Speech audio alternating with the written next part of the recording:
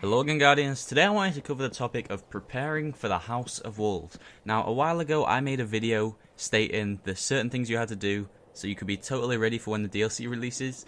That video was completely wrong. I thought it was right at the time, but it was completely wrong.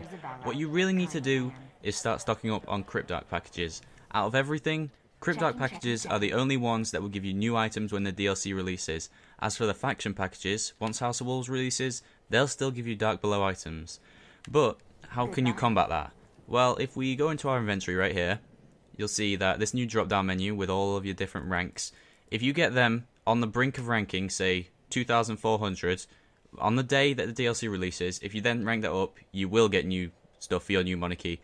And you basically want to do that for every single faction. If you've got enough time, get say Future War Cult to rank 2, nearly rank 3, get Dead Orbit to rank 2, nearly rank 3, and same applies for your Crucible and your Vanguard. You basically want to have them all on the brink of ranking up. And the once you hit rank 3, that's basically when you start earning packages. So that's why you need that rank. I guess you can also get your Cryptarch close, but I mean, if you've honestly got 10 Cryptarch packages or something, I've got around 30 or so because of this 500 strikes, you're probably going to get a few Cryptarch ranks anyway from opening those packages. So that one's not too much of an issue. As for Eris Morn, you know, she's not going to give you any packages. She's part of the Dark Below, so there's no point in ranking her up. Now, another thing you're going to want to do is, I would say probably keep around 10 Cryptarch packages, if you can manage that, anywhere between 5 and 10, and fill the rest of the slots with public event packages. Because public event packages, when you open those, they actually give you around 5,000 XP. So when you have all these new items, you're going to be wanting to open your public event packages, and all that XP is going to go into your new weapons and your new armor. Make sure you actually get the armor and weapons first before you open those, obviously, otherwise it'd be a complete waste. Now you're also going to want to go to the bounty guy. You don't want to do it this early, but say a week before the DLC, you want to start buying all the ones that give 100 rep and 5,000 experience. So there's one here, they're usually target ones. Sometimes there's 2 target ones today, so that's great. Sometimes you'd also get like, yeah, there you go, Kill Hive Mages or Ultras. It could be Fallen, it could be Cabal, it could be Vex. Basically you just want to have 10 slots filled with 5,000 XP bounties. And when you, once you have all your new armor and weapons, you're going to want to turn in every single one of those bounties. And if you've done the Nightfall by this point as well, that's going to be, what, like 1,250 reputation straight into whatever rank you want it to be in, whichever faction, whether you just want to do Vanguard or Crucible, it doesn't really matter, because they're all going to give you new armor and it's going to be amazing. Now, as for your Vanguard marks and Crucible marks, you'll see right now I have the cap of Vanguard marks. I'm probably going to buy a few materials with those because when I have a max, that's what I do. And as for Crucible, I only have 101 because the only time I play it is during the Iron Banner, and of course the cap is 100. Now, if you get those both to 200, you'll actually be able to buy yourself a full set of armor, half and half from both of the guys. Because say if you come here, a helmet costs 120 along with a commendation at the moment.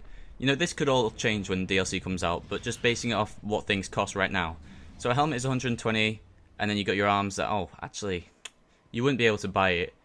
Now, actually, yeah, if you buy a piece of armor before, like, you do the Nightfall, then buy your armor. Sorry, I've completely messed this up. Right, so you buy some armor, and then you do the Nightfall, and the Nightfall gives you, like, 20 marks, I believe, something like that. So then you would be able to buy your 2 pieces of armor. So you're going to want to buy, say, gloves and body from the Crucible, and then head over to the Vanguard and buy the helmet. I'd probably say the helmet's probably the one you want to buy because it costs the most. And then, oh, I'm not even a warlock. I'm screwing this up completely. I'm trying to make this an informative video and I'm all over the place.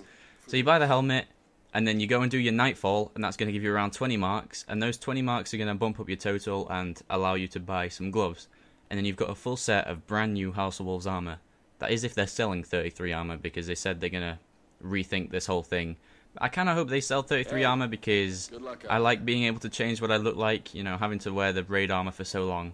It's nice to log in on that day and just put on a whole new set of armor and be free from this armor you've been wearing for so long. Now, another thing you can also do is start saving up exotic bounties. So far I have one, which is Toland's Legacy. This, I believe, will give bad juju. The way exotic bounties work is basically, once you turn them in, that's when it decides if your weapon's a DLC one or a pre-DLC one. So if I leave the bounty like this right now, when the DLC releases, if I then complete it, it's going to give me a new 362 or something like that damage. Bad juju. It's basically going to give me a House of Wolves bad juju. So that's pretty much everything you can do to prepare. I think I covered everything. If I missed something, please let me know, and if I was a bit all over the place, I'm really sorry. This is sort of a loose commentary. I'm not scripting it or anything. Thank you very much for watching. Destinova and out, Guardians.